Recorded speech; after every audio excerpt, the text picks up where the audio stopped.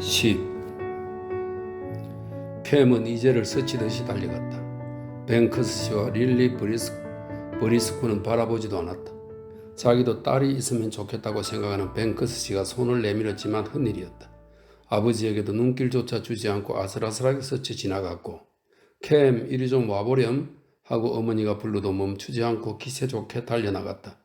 마치 새처럼 총알처럼 화살처럼 달려가는 캠이 무엇을 바라고 누구를 향하여 무엇을 목표로 삼는지 아무도 몰랐다. 정말 무엇일까? 딸을 지켜보면서 램지 부인은 생각했다. 어쩌면 조개 껍질, 손수레, 산 울타리, 저편 요정의 나라의 환상에 사로잡혀 있는지도 모른다. 아니면 그냥 속도를 즐기고 자랑하고 싶은 걸까? 아무도 모른다.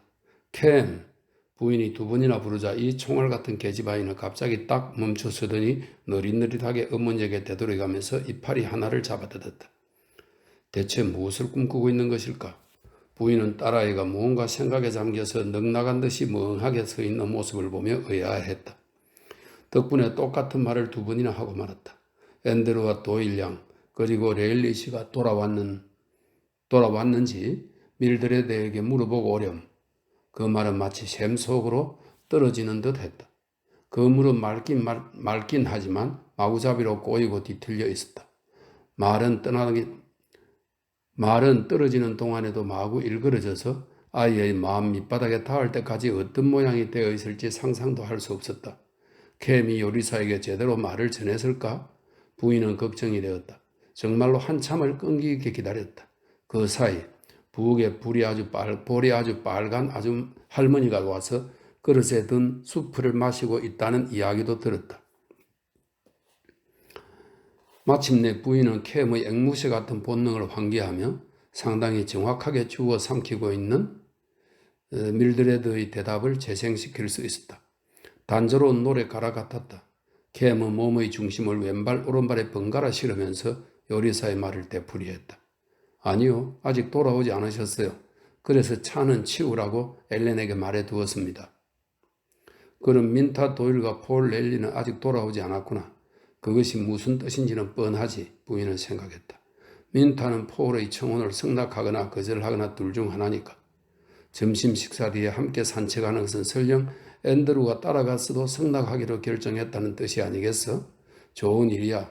그분은 머리는 나쁘지만 아주 좋은 분이니까. 그녀는 민타를 정말 좋아했다. 나는 논문이나 쓰는 똑똑한 찰스 텐슬리 같은 사람보다 너글너글한 그분이 훨씬 더 좋아. 그녀는 그동안에도 제임스가 어부와 그의 아내의 이야기를 계속 읽어달라고 잡아당기는 것을 알고 있었다. 어쨌든 지금쯤은 민타와 폴이 어떻게 할지 정했음이 틀림없었다. 그녀는 계속 읽었다. 다음날 아침 아내가 먼저 눈을 떴습니다. 마침 해가 떠오르고 있었으므로 침대에서 아름답게 펼쳐진 경치를 바라보았습니다. 어부는 아직 길게 늘어져서 자고 있습니다. 이제 와서 민타가 폴을 거절할 수는 없습니다. 긴 여름날 오후에 단 둘이서 앤드루가 금방 개를 잡으러 쫓아다녔을 테니까요. 단 둘이서 시골길을 산책하기로 약속했으니까요. 하지만 어쩌면 낸시가 그들과 함께 있었을지도 몰라요. 부인은 점심 식사를 마치고 현관문 앞에 서 있던 사람들의 얼굴을 떠올리려고 온 신경을 집중했다. 다들 하늘을 올려다보며 날씨를 걱정하고 있었어요. 나는 수줍어하는 두 사람의 긴장을 풀어주고 또 한편으로는 격려하는 마음에서 산책을 꺼냈습니다. 그녀는 폴을 동정하고 있었다. 근처에는 구름 한 점 없잖아요. 그들을 따라 밖으로 나온 찰스 텐슬리가 그 말을 듣고 킥킥거리는 것이 느껴졌습니다. 하지만 나는 일부러 그 말을 한 번 더 되풀이했습니다. 그런데 낸시가 거기에 있었는지 아닌지 분명히 기억나지 않네요. 그녀는 마음의 눈으로 그들 사이를 하나하나 살펴보았다. 그녀는 계속 읽었다. 여보, 왜 우리가 왕이 되어야 하지? 나는 왕 같은 것은 되고 싶지 않아.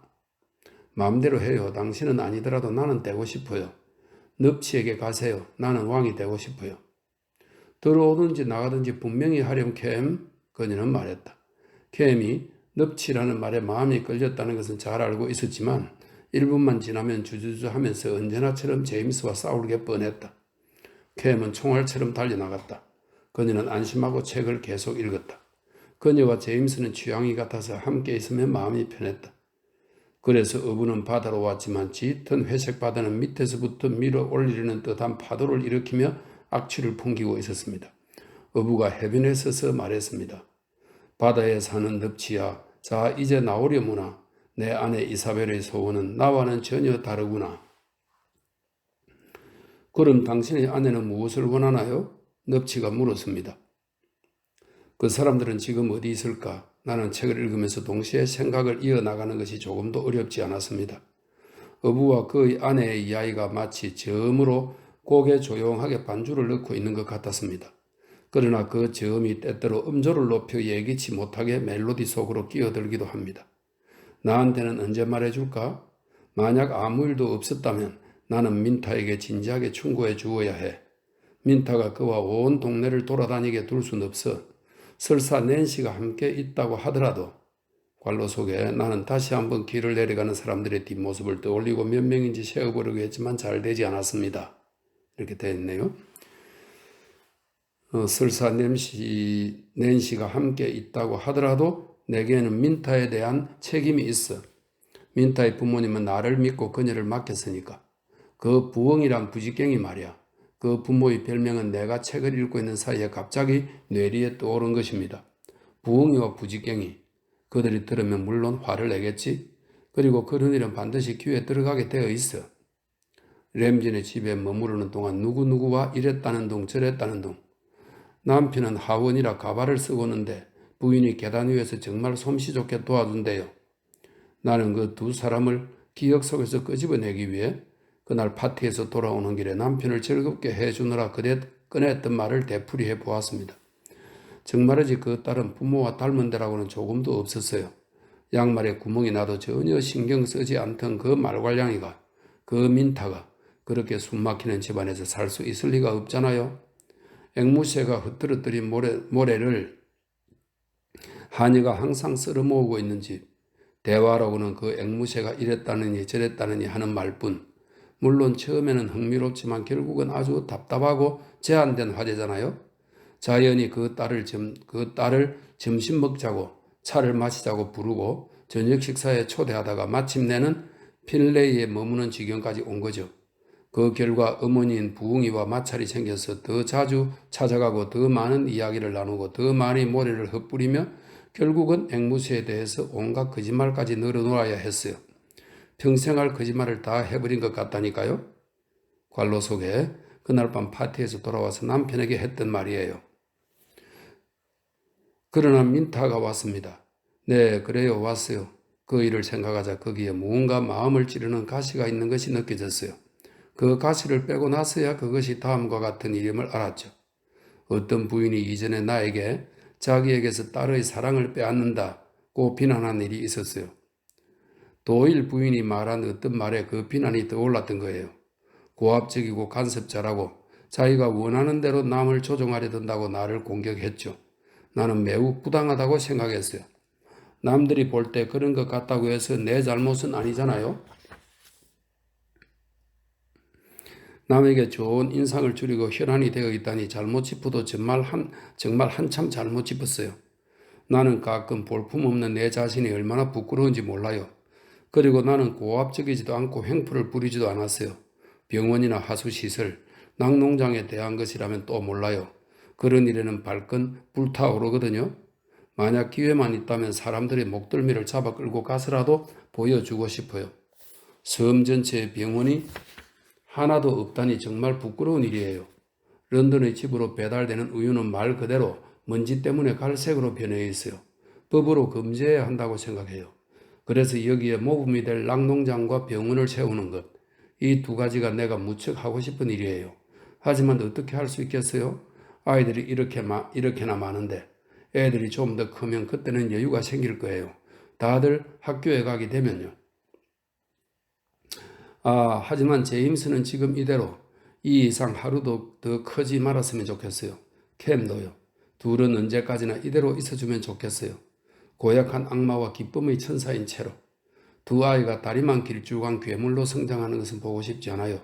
그 상실은 무엇으로도 보상할 수 없어요. 방금 제임스에게 큰 북과 나팔을 든 병사들이 많았습니다 하고 읽어주었을 때 그의 눈이 어두워지는 것을 보고 생각했습니다. 어째서 그 아이들은 자라서 모든 것을 잃고 마는 걸까? 제임스는 아이들 중에 가장 재주가 뛰어나고 감수성이 풍부한 아이입니다. 물론 다른 아이들도 모두 전도 유망하다고 생각하지만요. 포르는 형제들에게 더없이 상냥한 데다 미인입니다. 특히 밤에는 깜짝 놀라 숨이 멎을 것 같은 때도 있어요. 다음은 앤드류. 그 아이의 뛰어난 수학적 재능에는 남편조차 감탄할 정도지요. 그리고 낸시와 로저. 둘은 아직 한창 장난칠 때인지라 하루 종일 근처의 산과 들을 누비고 다닙니다. 로즈는 입이 좀 크긴 하지만 손재주가 아주 뛰어나요. 연극놀이를 할 때 옷은 언제나 로즈가 만들어요. 무엇이든 못 만드는 게 없어요.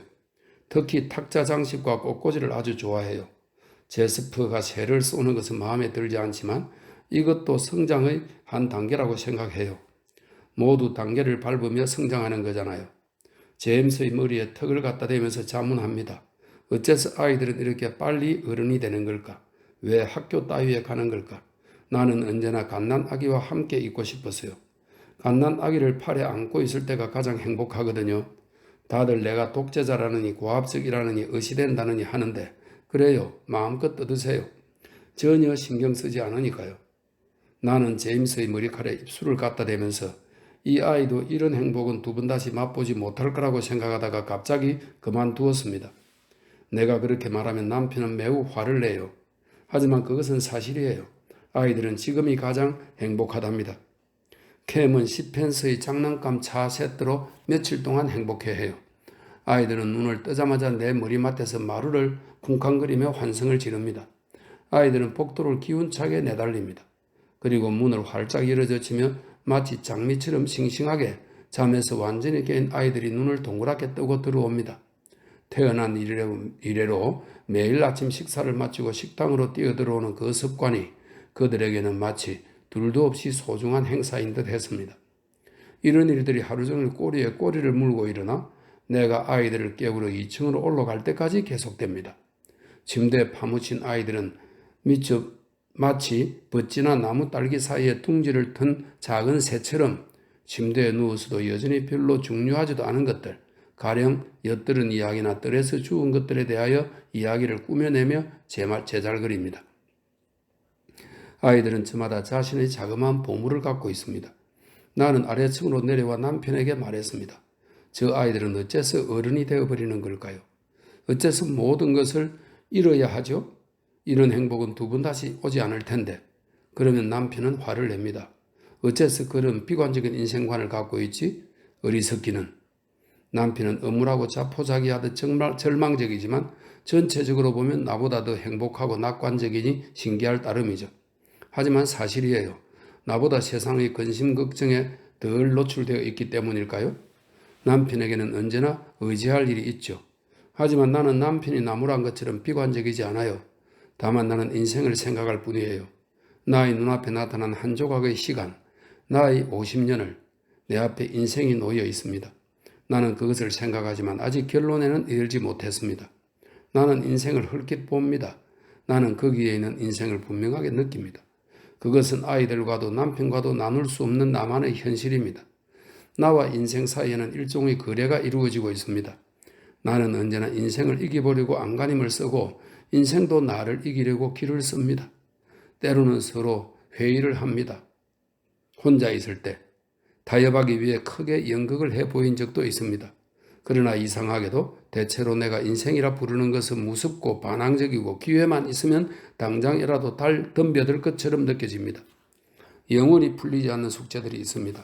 고통, 죽음, 빈곤, 실제로 있음에도 암으로 죽어가는 여자가 언제나 한 명은 있습니다. 그래도 나는 아이들 모두에게 말했습니다. 너희들은 반드시 그 문제들과 싸워 이겨서 해치고 나아가야 한다고 8명을 아이들에게 가차없이 말했습니다. 그리고 온실 수리비 50파운드가 청구될 것입니다. 이런 이유 때문에 아이들의 앞날에 있는 것들, 사랑과 야심과 황량한 곳에서 비참하게 홀로 버려지는 것을 잘 알고 있기 때문에 나는 번번이 왜 저 아이들은 어른이 되어서 이 행복을 잃어야만 하냐고 느끼는 겁니다. 그래서 인생을 향해 칼을 휘두르면서 나는 스스로를 타이릅니다. 쓸데없는 것이야. 저 아이들은 완전히 행복해질 수 있어. 여기서 또 민타와 폴 레일리의 결혼을 주선하면서 어쩐지 인생이 불길한 것으로 여겨지기 시작했습니다. 자신의 인생과의 거래에 대해서 스스로 어떻게 느끼는가를 차치하고 또한 남들도 다들 겪는다고는 할 수 없는 경험을 다양하게 해왔으면서도 그것을 구체적으로 헤아려 볼 생각은 없어요. 나는 마치 닥달하듯이 그것이 나 자신을 위한 피난처라도 되는 양 너무나도 성급하게 사람은 결혼해야 한다고 아이를 낳아야 한다고 말해버리는 것입니다. 이 점에 대해 내가 틀렸던 것일까? 나는 반성하며 지난 한두 주 동안의 내 행동을 주의 깊게 살펴보았습니다. 아직 24살밖에 안 된 민타에게 압력을 행사하여 결심을 독촉하거나 하진 않았는지 걱정스러웠습니다. 어쩐지 불안했습니다. 나는 반농담이 아니었던 것일까? 사람들한테 영향력이 강하다는 것을 잊고 있었던 것일까? 결혼에는 여러 가지 필요 불가결한 자질이 있습니다. 갈로 속에 먼저 온실 수리비는 50파운드입니다. 갈로 닫고 내가 굳이 말할 필요도 없는 본질적인 자질이 필요합니다. 남편과 나 사이에는 있지만 그 두 사람에게는 자질이 있을까? 그리고 어부는 바지를 입고 미친 듯이 달려갔어요. 그녀는 계속 읽었다. 그러나 밖에는 폭풍이 휘몰아치고 바람이 세차게 불어대어 어부는 똑바로 서 있기조차 힘들었어요. 집과 나무는 쓰러졌고 산은 부들부들 떨었으며 바위는 바다로 굴러 떨어졌어요. 새카만 하늘에는 천둥이 울려 퍼지고 번개가 번뜩였어요. 바다에는 교회탑과 이 산처럼 높은 검은 파도가 꼭대기에 하얀 물보라를 일으키며 밀려왔어요. 그녀는 책장을 넘겼다. 취침 시간이 지났지만 몇 줄 안 남았기 때문에 이야기를 끝까지 읽기로 했다. 상당히 늦은 시각이었다. 뜰에 남아있는 빛으로 알 수 있었다. 꽃은 빛을 잃고 잎사귀는 여전히 회색이었는데 그것들이 그녀의 마음에 불안을 일으켰다. 그 불안이 어디서 오는지 처음에는 몰랐지만 폴과 민타와 앤드루가 돌아오지 않았기 때문이었다. 그녀는 현관문 앞 테라스에 서서 하늘을 올려다보던 그들 일행을 다시 한번 떠올렸다. 앤드루는 그물과 바구니를 들고 있었다. 그것은 그가 깨와 다른 이러저러한 것들을 잡겠다는 뜻이었다. 또한 그가 바위에 올라갈 수도 있고 만조로 길이 끊어질 수 있음을 의미했다. 아니면 벼랑 위의 오솔길을 한 줄로 나란히 걸어서 돌아오다가 누군가가 발을 헛디뎌 미끄러질 수도 있었다. 떨어지면 몸이 산산조각이 나고 말 테지. 날이 상당히 어두워졌다. 그러나 그녀는 조금도 목소리를 바꾸지 않고 이야기를 끝까지 다 읽었다. 책을 듣고 마지막 문장은 마치 그녀가 만들어낸 것처럼 제임스의 눈을 들여다보면서 덧붙였다. 그리고 두 사람은 지금도 함께 행복하게 살고 있습니다. 자, 이제 끝났어. 그녀가 말했다. 그의 눈에서 이야기에 대한 흥미가 사라지고 대신 다른 무언가가 나타났다. 그는 곧바로 푸른빛의 반사 같은 그것을 응시하고 경탄한 모양이었다. 그녀가 고개를 돌려 만을 가로질러 시선을 던지니 아니나 다를까 파도 너머로 처음 두 분은 빠르게 전멸하고 나중 한 번은 길게 차분하게 비추는 규칙적인 등대의 불빛이 눈에 들어왔다. 등대에 불이 켜진 것이다. 조금 있으면 등대에 갈 수 있나요? 하고 물어올 것이다. 그러면 싫어도 아니 내일은 안 돼. 아버지가 안 된다고 하셨거든 하고 말해 주어야 한다. 때마침 밀드레드가 아이들을 데리고 오는 바람에 그 부산스러움에 휩쓸려 그들의 마음은 다른 곳으로 쏠렸다. 그러나 밀드레드의 손에 이끌려 나가면서도 고개를 뒤로 돌려 이쪽을 보고 있었다. 그들은 제임스가 틀림없이 내일은 등대에 가지 못한다고 계속 생각하고 있으며 그는 평생 이 일을 기억할 것이라고 생각했다. 11. 맞아. 제임스가 오려낸 그림들, 냉장고와 잔디 깎는 기계와 연미복을 입은 신사 등을 한데 모으면서 나는 생각했습니다. 아이들은 결코 잊지 않아. 그러므로 말 한마디 행동거지 하나도 조심해야 하죠. 아이들이 잠자리로 돌아가자 나는 겨우 한숨을 쉴 수 있었습니다. 이제는 더 이상 아무도 신경 쓰지 않아도 되니까요. 나 혼자, 나 자신으로 있을 수 있거든요. 그것이 필요하다고 요즘 들어 사색할 때 절실히 느낍니다. 그래요. 꼭 사색에 잠기기 위해서는 아닐지도 몰라요. 침묵하기 위해, 혼자 있기 위해 그럴지도 모릅니다. 모든 나의 존재와 행동, 밖으로 퍼지고 반짝반짝 빛나고 소리나는 것은 완전히 증발해버리고 엄숙한 느낌으로 몸이 수축하여 자기 자신, 쐐기 모양의 어두움의 핵심, 남에게는 보이지 않는 무언가로 오그라드는 것입니다. 나는 변함없이 뜨개질을 계속하며 허리를 똑바로 펴고 앉아 있었지만 속으로는 이렇게 느끼고 있었습니다. 자기가 이처럼 몸에 달라붙은 애착을 완전히 벗겨내버리는 것은 참으로 신기한 모험을 자유롭게 받아들일 자세가 되어 있는 것이라고. 생명의 활동력이 잠시 둔해지면 경험의 범위는 한없이 넓어집니다. 모든 사람이 경험을 위한 이 무한한 능력을 갖고 있다고 느끼는 것은 아닐까? 나도, 릴리도, 오구스터스, 카마이클도. 우리의 외관은 사람들이 우리를 아는 수단이지만 그것은 정말 유치할 따름입니다. 그 겉모습 아래에 있는 것, 어둡고 사방으로 퍼져 있고 끝도 없이 깊지만 때때로 표면으로 떠올라오는 그것을 사람들은 우리라고 인식합니다. 나는 지평선이 무한히 펼쳐져 있다고 생각했습니다. 아직 보지 못한 곳이 많습니다.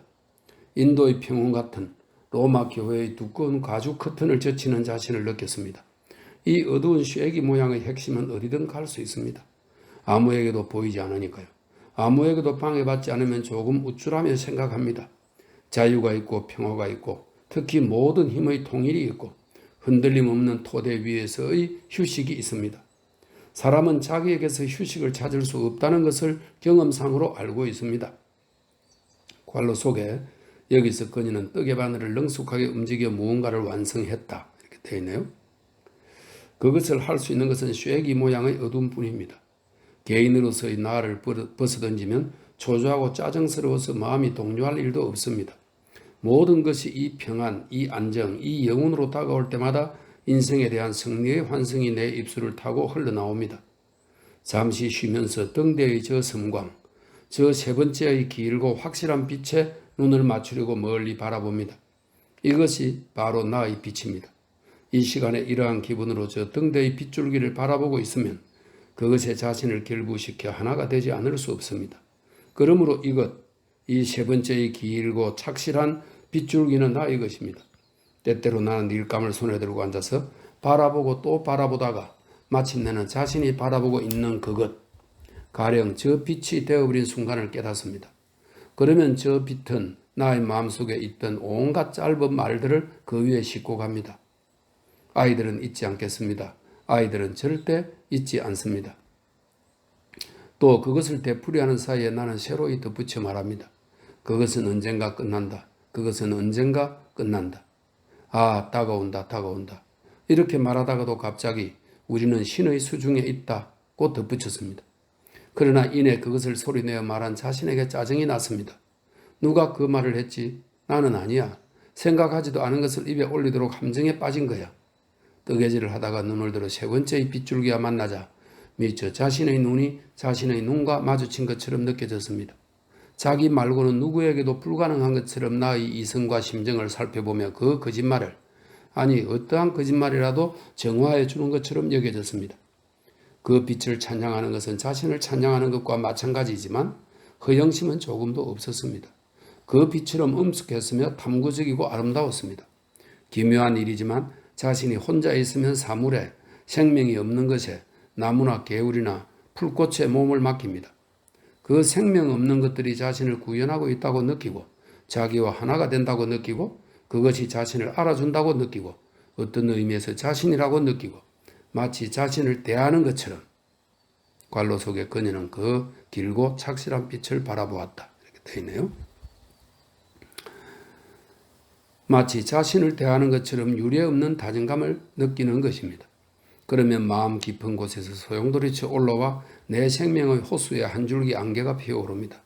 뜨개질을 멈추고 가만히 바라보니 그것은 마치 연인을 맞이하는 새색시 같았습니다. 무엇이 자신에게 그런 말을 하게 했을까? 우리는 신의 수중에 있다니. 진실 한가운데로 갑자기 끼어든 이 위선은 그녀를 화나게 하고 초조하게 했다. 다시 뜨개질을 계속하면서 신이 이 세상을 만드셨을 리 없다고 생각했다. 냉정하게 생각해보면 세상에는 이성도 질서도 정의도 없고 오직 고뇌와 죽음과 가난한 사람만이 있을 뿐이라는 사실을 그녀는 언제나 가슴에 똑똑히 새기고 있었다. 이 세계는 아무리 야비한 배신도 주저없이 해버린다는 사실을 잘 알고 있었다. 행복은 영원히 이어지지 않는다는 것도 잘 알고 있었다. 부인은 차분하게 뜨개질을 계속하면서 입술을 약간 오므렸다. 그녀도 모르는 사이에 얼굴 주름이 경직되어 매우 엄격한 표정을 만들고 있었다. 그래서 그녀의 남편은 지나갈 때 철학자 휴움이 지나치게 뚱뚱한 몸 때문에 섭지에 빠져서 꼼짝달싹 못하던 일을 생각하며 킥킥대고 있었음에도 불구하고 아내의 아름다움 속에 어려있는 그 엄격함에 주목하지 않을 수 없었다. 그것은 그를 슬프게 했고 그 서먹함은 그를 괴롭혔다. 옆을 지나치면서 자기는 아내를 보호할 수 없다고 느꼈다. 산 울타리에 도착한 그의 마음은 슬픔에 짓눌려 있었다. 아내를 도와줄 일은 아무것도 없다. 그저 옆에서 지켜볼 뿐이다. 분하지만 아내를 위한다고 거들었다가는 사태를 악화시킬 뿐이다. 그는 글피다면 화를 냈고 성미가 급했다. 등대 일로도 화를 내고 말았다. 그는 산 울타리의 그 복잡하게 뒤얽힌 어두운 등불을 바라보았다. 자신을 혼자만의 사색에서 다시 현실로 끌어들이는 것은 무언가 시시하고 보잘것없는 소리나 광경이라고 램지 부인은 생각했다. 그녀는 귀를 기울였지만 사방은 아주 조용했다. 그렇게 해서 끝났고 아이들은 욕실에 있었다. 들려오는 것은 오직 파도 소리뿐. 그녀는 뜨개질을 멈추고 긴 젓갈색 양말을 잠시 손에 들고 있었다. 등대의 빛이 또다시 눈에 들어왔다. 현실로 돌아온 자신과 등대와의 관계는 완전히 달라져 버렸을까? 그녀는 의심하면서 어쩐지 빈정대는 마음으로 그 착실한 세 번째 빗줄기, 무자비하고 가차없는 빛을 바라보았다. 그토록 자신과 동일하게 느껴졌는데 지금은 자신과는 멀리 동떨어져서 그녀에게 명령하고 마음대로 부렸다. 갈로 속에 밤중에 눈을 뜬 그녀는 침대를 활처럼 둥글게 비추고 오는 바닥을 기어가는 빛을 보았다. 이렇게 되어 있네요. 그러나 생각은 그렇게 하면서도 그녀는 마치 최면술에 걸린 것처럼 그 빗줄기를 지켜보지 않을 수 없었다. 마치 두뇌 안에 봉해져 있는 그릇을 빗줄기의 은색 손가락이 어루만지고 있는 것 같았다. 그 그릇이 벌컥 열리면 그녀는 환희의 홍수에 빠지고 말 것이다. 그녀는 지켜보면서 생각했다.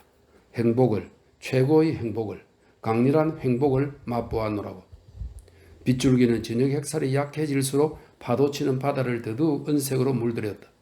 바다에서 푸른색이 사라지고 순수한 레몬색의 파도가 해면으로 밀려들어 부풀어 오르다 마침내 부서졌다. 부인의 눈에는 황홀의 빛이 흘러넘쳤고 순수한 기쁨의 파도가 마음속을 내달렸다. 그녀는 더 이상 아무것도 필요 없어 충분해 하고 느꼈다. 램지 씨는 돌아서서 그녀를 보았다. 아, 아름답구나. 지금껏 이렇게 아름다운 그녀는 본 적이 없다. 그러나 말을 걸 수는 없었다. 방해할 수 없었다. 제임스가 떠나고 겨우 혼자가 된 그녀에게 말을 걸고 싶은 마음은 간절했지만 방해하지 않을 작정이었다.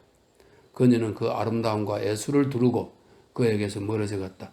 그녀를 가만히 내버려 두려고 그는 말을 걸지 않고 지나치긴 했지만 그녀가 그처럼 멀어 보이고 손이 닿지 않고 아무 도움도 줄 수 없다는 점은 그의 마음을 괴롭게 했다. 다시 한번 말을 걸지 않고 지나치려 하는데 지금 남편이 결코 스스로는 요구하지 못하는 것을 그녀가 자발적으로 주었다. 그녀는 남편을 부르더니 액자에서 그 녹색 쇼를 거두어 가지고 그에게로 왔다.